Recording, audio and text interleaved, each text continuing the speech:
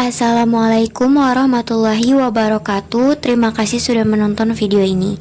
Perkenalkan, nama saya Selindeka Prasasti, kelas 12 Keperawatan, SMK Bintang Nusantara School. Dalam video kali ini saya akan membahas tentang refleks patologis, meliputi definisi, tujuan, macam-macam, dan prosedur pemeriksaannya. Refleks patologis kebanyakan merupakan gerakan reflektorik defensif atau gerakan spontan yang bertujuan mempertahankan diri, ataupun refleks postural, yaitu reaksi merubah posisi atau keseimbangan gunanya menjauhkan diri dari rangsangan.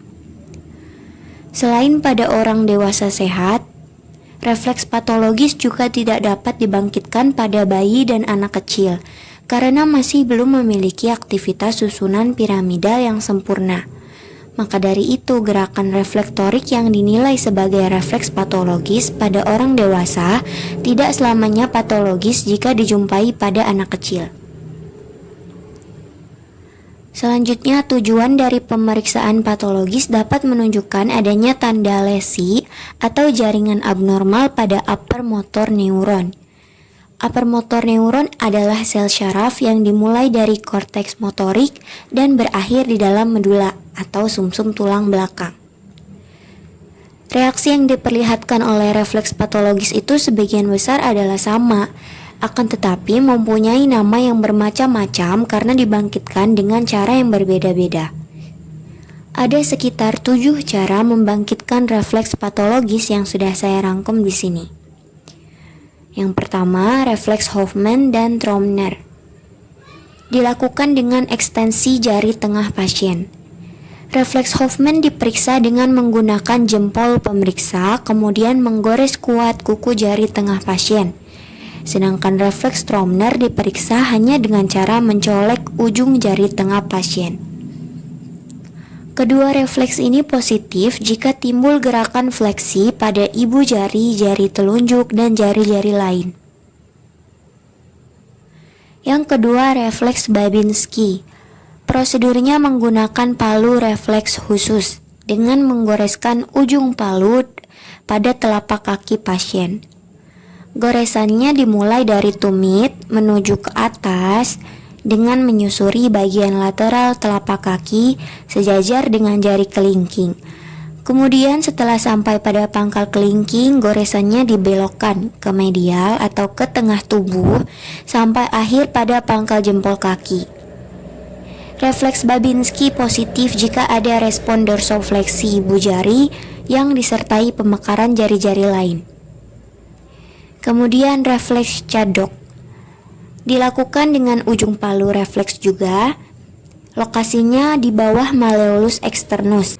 Malleolus externus ini adalah tulang menonjol, letaknya berseberangan dengan mata kaki. Goresan dilakukan dari proksimal ke distal atau dari atas ke bawah. Positif jika timbul dorsofleksi ibu jari dan pemekaran jari lain. Selanjutnya, refleks Oppenheim. Dengan menggunakan jempol dan jari telunjuk pemeriksa, tulang tibia pasien diurut dari atas ke bawah. Positif jika timbul dorsofleksi ibu jari dan pemekaran jari lain juga. Lalu refleks Gordon dilakukan hanya dengan pemijatan pada otot betis pasien. Positifnya timbul dorsofleksi ibu jari dan pemekaran jari lain. Lanjut, refleks Kiefer dilakukan pemijatan pada tendon Achilles penderita. Tendon Achilles ini letaknya di belakang pergelangan kaki yang menghubungkan otot betis ke tulang tumit. Jika diraba akan terasa. Positif jika dorsofleksi juga pada ibu jari dan pemekaran jari lain. Yang terakhir, refleks Rossolimo dan Mendel-Bechterew. Refleks Rossolimo diperiksa dengan cara melakukan ketukan palu refleks pada telapak kaki di daerah basis jari-jari pasien. Sedangkan refleks Mendel-Bechterew diperiksa dengan menggunakan palu refleks pada daerah dorsum pedis basis jari-jari kaki pasien atau bagian punggung kaki pasien.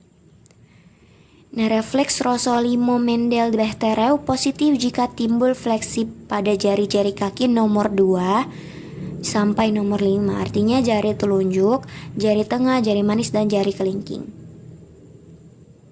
Nah, itu dia 7 prosedur pemeriksaan dari refleks patologis. Semoga bermanfaat. Jangan lupa subscribe, like kalau kalian suka, share ke teman-teman supaya makin tahu, dan tinggalin komen kalau ada kritik dan saran. Wassalamualaikum warahmatullahi wabarakatuh.